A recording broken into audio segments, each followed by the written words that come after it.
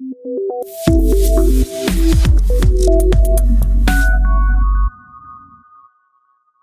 there, welcome to CodeChef.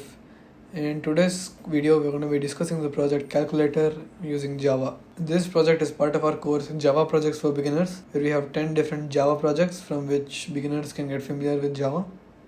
So let us begin. So today we will be building a very simple calculator which is going to take two numbers as an input and it's going to perform addition or subtraction based on what the user wants.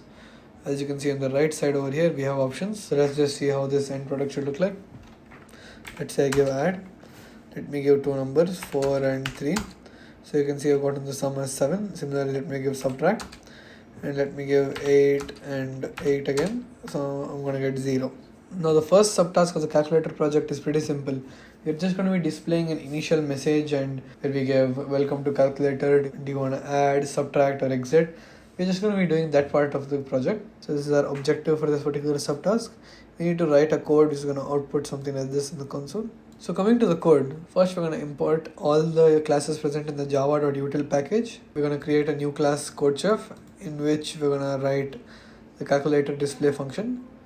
So it will be a public function and it will give string as an output. So over here we're taking display as a string variable which is going to hold all the messages together. The reason we are given \n over here is to tell Java that to skip to a new line.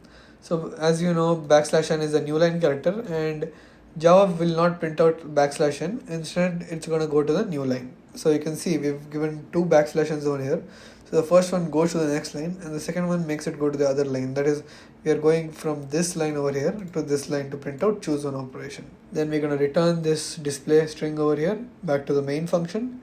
And here in the main function, we are simply going to be calling the calculator display function. And we're going to print out whatever is returned from here. Let's just run this code once. So you can see we printed out the initial message. Let's just submit this code once. So we passed the test case. Let's move on to the next subtask.